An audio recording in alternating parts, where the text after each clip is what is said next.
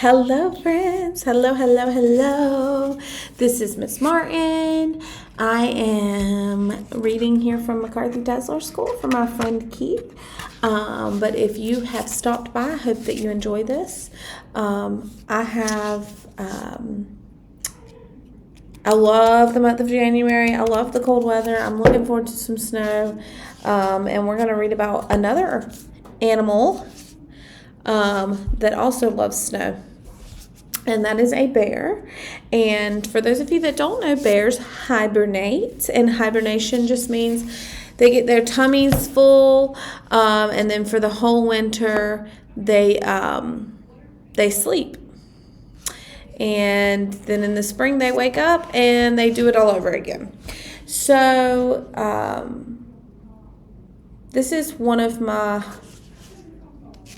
probably in the top of some of my favorite, one of my favorite series.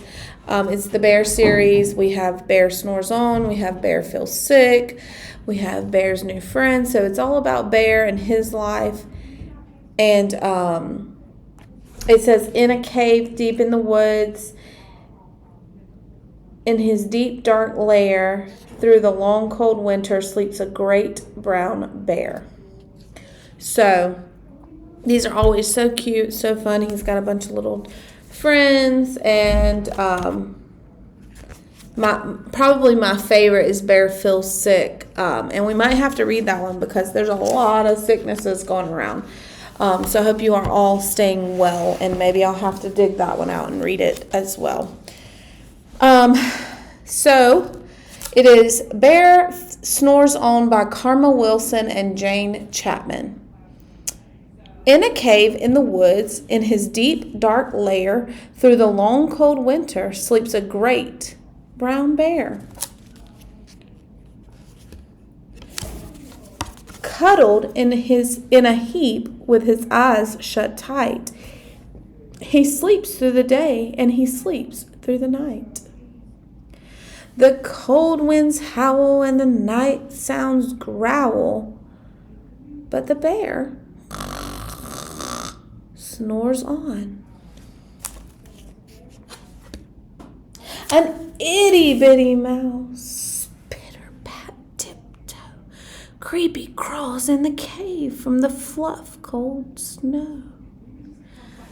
Mouse squeaks, too damp, too dank, too dark. So he lights wee twigs with a small, hot spark. The coals pip, pop, and the wind doesn't stop. But the bear snores on. Two glowing eyes sneak peek in the den. Mouse cries, "Who's there?" And a hare pops in. "Ho, Mouse," says the hare, "long time no see." So they pop white corn and they brew black tea. Mouse sips, wee slurps, hare burps, big burps, but the bear snores on.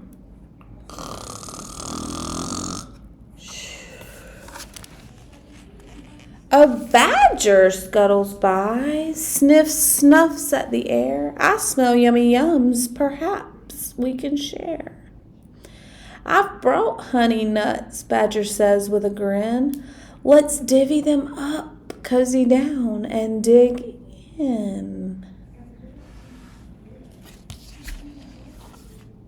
And they nibble and they munch with a chew, chomp, crunch. But the bear snores on. A gopher and a mole tunnel up through the floor. Then a wren and a raven flutter in through the door. Mole mutters, "What a night, what a storm," twitters wren, and everybody clutters in the great bear's den. Wonder if they even know there's a bear there. They tweet and they twitter, but they chat and they chitter, but the bear snores on. In a cave in the woods, a slumbering bear sleeps through the party in his very own lair. Hare strokes the fire, mouse seasons stew, then a small pepper fleck makes the bear achoo! He blows and he sneezes. The whole crowd freezes.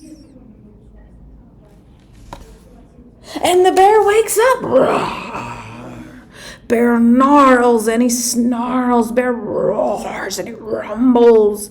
Bear jumps and he stomps. Bear growls and he grumbles.